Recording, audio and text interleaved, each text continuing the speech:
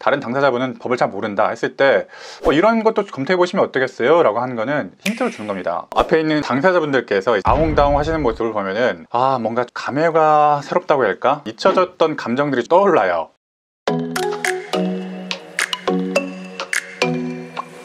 네, 안녕하세요. 실전법률 알려드리는 현변이고요. 오늘 제가 재판정에 갔다 왔는데 오늘 사건이 소액 재판이었어요. 소가가 이제 3천만 원 이하인 소송을 소액 재판이라고 하는데, 이런 사건에서는 이제 변호인이 없고 원고와 피고 당사자분들이 나오셔가지고 직접 변론을 하신 경우가 좀 심심치 않게 있어요. 의뢰인분 사건 전에 대기하면서 내 사건 준비를 하고 있는데, 앞에 있는 당사자분들께서 아웅다웅 하시는 모습을 보면은 뭔가 감회가 새롭다고 해야 할까? 잊혀졌던 감정들이 떠올라요. 소가가 높고 청구 금액이 1억, 2억, 5억 이렇게 넘어간 사건들 같은 경우에는 양쪽 당사자의 변호인이 있잖아요. 변호사가 있고 이제 판사님들도 서면으로 제출했던 거 간단하게 진술하고 이렇죠 따다다닥 지나가니까 무슨 얘기하는지 잘 못 알아들 정도로 탁탁 지나가는데, 오히려 그래서 좀 재미없는 게 있죠. 이 변호사들끼리 나와가지고 좀 치열하게 변론하고 그런 게 아니라 서면으로 제출했던 내용들에 대해서 간략하게 취지 설명하고 그런 정도, 판사님께서 조금 더 요청할 수 있는 그런 것 정도 정리하고 마는데, 소액재판 가니까 원고 피고 당사자분들이 딱 나와서 변론을 하시니까 사실은 이게 뭔가 이게 재판의 본질적인 모습이 아닐까? 라는 좀 생각이 좀 들 정도로 잊혀졌던 감정들이 많이 생각이 좀 나더라고요. 원고분들이 내가 이런 피해를 입었는데 못 받았고, 상대편한테 맞았는데 못 받았고 이런 얘기 하시고, 피고분은 또 제가 또 억울하고 이런 얘기 하고, 판사님은 또 앞에서 머리 싸매고 앉아있고 어디까지 들어줘야 되나 고민하고 계신 것 같아요.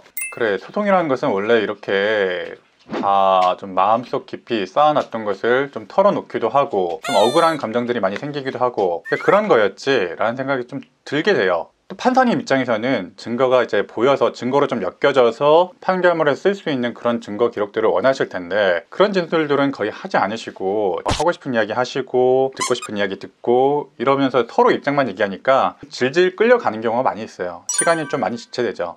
변호사들이 나와서 하는 사건의 경우에는 길어야 5분, 진짜 빠르면 1분 안에 끝나는 경우도 있는데, 당사자분들이 나와서 하는 얘기를 판사분들이 다 듣고 있으면은 뒤에서는 또 답답하기도 합니다.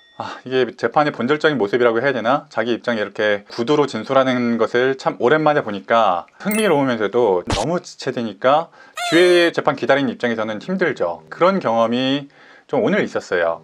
진짜 답답한 건 앞에서 재판장님이 사건은 그래도 좀 진행을 좀 해야 되잖아요. 재판 진행하고 결론을 내야 되니까 일단 입증 책임은 원고에게 있거든요. 입증 책임이 있는 원고에게 어떤 증거를 좀 가져와라 라고 하시는 경우가 있고, 피고에게는 그에 대한 답변을 하라고 하는데 서로 그거에 대해서 오해를 좀 많이 해요. 판사님이 원고에 대해서 이런 증거 더 있으시면 제출하시라 라고 하면, 아니 내가 피해를 당했는데 왜 그걸 나한테 내라고 하세요? 이런 식으로 나와버린다든가, 그러면 재판장님은 한숨 쉬는 거죠.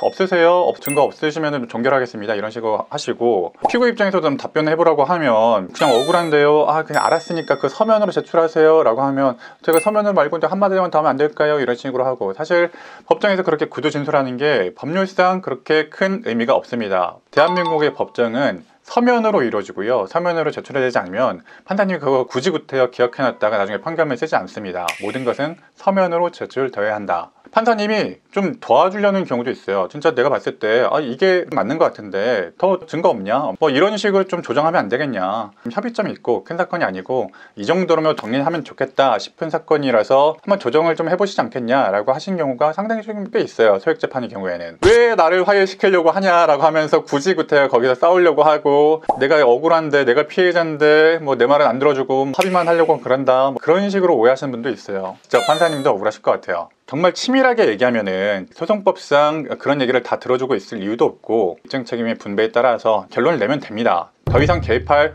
필요도 없어요, 사실 판사님 입장에서는. 근데 판사님도 사람인지라 자기가 보이는 만큼 조금 더 증거를 정리하고 실체적 진실에 맞는 그런 정도의 판결을 내리고 싶어 하셔서 그런 얘기를 하는 경우가 많습니다. 물론 그렇지 않은 경우, 정말 좀 극히 소수인 경우에 청구 취재 적당히 정리해가지고 기각 판결 내려버리는 그런 경우도 있긴 있습니다만은, 본인이 생각하시는 정의 관념에 맞게 좀 정리를 하고 싶으셔서 그런 정도의 재판 개입을 하시는 경우가 있죠.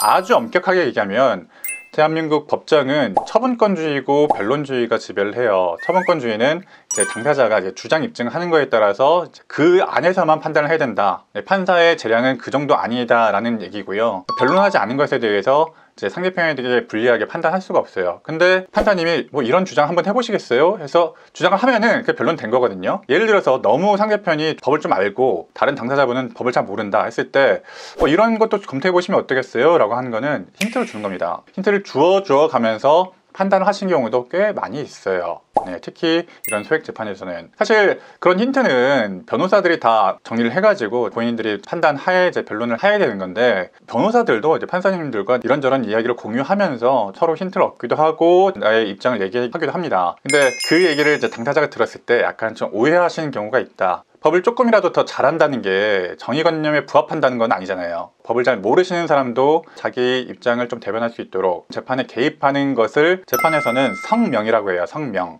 이런 증거가 있으면 더 내보시라, 아니면 이런 주장 더 해보시라 라는 것을 성명 권한이라고 하는데, 재판장님은 어떤 지식의 차이, 논리의 차이가 좀 있더라도 너무 이제 기울어진 운동장이 되지 않도록 좀 조정을 해 가면서 하기 위해서 이런 성명 권한을 통해서 주장과 입장을 정리하기도 합니다.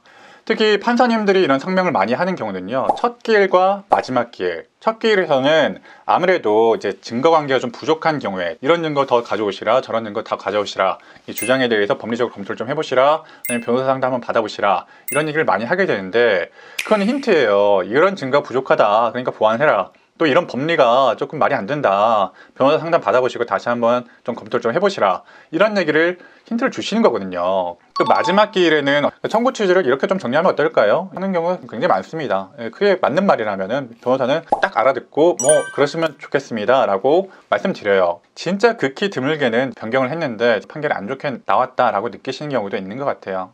변호사가 있다면야 변호사한테 어떤 힌트를 줘서 그 법리를 좀 검토해보고 증거도 좀 검토해봤을 때 유리하면 유리한 대로, 불리하면 불리한 대로 정리를 해올 텐데, 당사자분들한테 그렇게 정리해오라 라고 할 수는 없잖아요, 판사님이. 오히려 변호사는 이제 법률 전문가니까 이런 정도 힌트를 주는 것으로 그 힌트를 얻고 이제 정리를 알아서 해올 텐데, 아니면은 다른 법리를 발굴을 해올 텐데, 그게 안 되시면 판사님도 좀 답답할 것 같아요. 특히 이런 당사자분들이 좀 참석하셔야 되는, 법률 전문가의 도움을 받을 수 없는 그 사건의 경우에는. 그래서 여러분들이 법정에 가서 판사님이 왜 이런 얘기를 할까? 나한테 불리한 얘기 아닐까? 라고 하는 부분이 있을 때는요, 그때만이라도 법률 전문가, 변호사나 그런 분들 찾아가셔가지고 판사님이 이런 얘기를 했는데 어떤 얘기입니까? 하고 법률 상담 받아보시는 것도 좋을 것 같아요. 판사님도 너무 직접적으로 얘기해 주실 수는 없으니까 어떤 힌트를 준 건데, 변호사가 당시 상황에 대해서 좀 유추를 해보고 이런저런 상황인 것 같다라고 좀 제시해 줄 수가 있을 것 같습니다. 오늘 여러분이 소액재판에서 겪을 수 있는 이런 판사님의 성명, 당사자분들이 이렇게 하면 어떨까요? 저렇게 하면 어떨까요? 아니면은 이런 증거 더 가져오세요 라고 하는 경우가 어떤 경우인지에 대해서 좀 설명 좀 드렸고요. 여러분들의 쟁점이 무엇인지 분석을 잘 해가셔가지고 여러분들이 재판을 잘 이끌어갈 수 있도록 준비하셨으면 좋겠습니다. 오늘 내용이 도움이 되셨다면 구독과 좋아요 한 번씩만 눌러주시기 바랍니다. 오늘도 저는 실전 법률을 알려드리는 현변이었습니다.